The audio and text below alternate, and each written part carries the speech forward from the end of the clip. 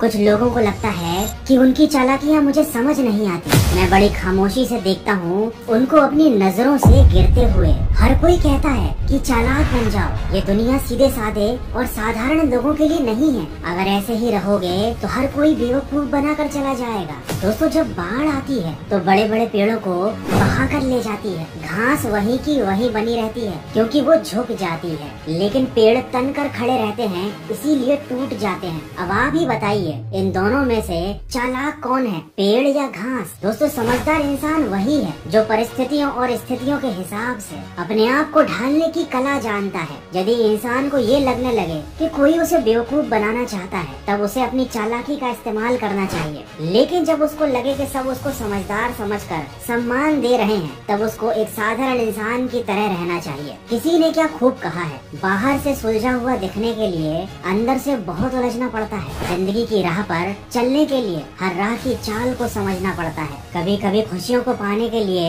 बहुत ज्यादा तड़पना पड़ता है। कभी कभी जिंदगी को निखारने के लिए खुद को बिखरना पड़ता है। जिंदगी में ना चाहते हुए भी कभी कभी अपनों से बिछड़ना पड़ता है। सफल होने के लिए सिर्फ बातों से नहीं बल्कि रातों से लड़ना पड़ता है। दोस्तों, दुनियादारी सीखने के लिए चालाक नहीं सिर्फ समझदार बनने की आवश्यकता है। आप लोगों को परखना सीख जाओ। आपने जिससे एक बार धोखा खा लिया या जिस वजह से धोखा खा लिया, वहाँ से आप एक सीख ले लो। आपको सारी दुनियादारी खुद ब खुद आ जाएगी। लेकिन अगर आप बेवकूफों की तरह वही गलतियाँ बार बार दोहराते हो, उन लोगों पर बार बार विश्वास कर लेते हो जो तुम्हें बार बार धोखा देते हैं, तो तुम ना ही चालाक हो और ना ही समझदार। देखो, जब भी किसी को हम अपना मानते हैं, उस पर अंधा विश्वास करने लगते हैं, तो उससे धोखा खाने की संभावना बहुत बढ़ जाती है। हमें समझना पड़ेगा कि गलती और धोखे में एक बड़ा फर्क होता है, और इस फर्क को आप जितनी जल्दी समझ लो उतना ज्यादा बेहतर है। क्योंकि किसी इंसान के द्वारा की गई गलतियों को माफ किया जा सकता है, लेकिन अगर उसने धोखा दिया है तो उसे कभी भी माफ नहीं करना चाहिए। लोग नहीं समझते, लेकिन सबसे बड़ा कड़वा सच जीवन का तो ये है कि सफल होने के लिए चालाकी नहीं बल्कि खुद पर विजय प्राप्त करने की आवश्यकता होती है। कहते हैं कि नींद और निंदा पर जिसने विजय प्राप्त कर ली,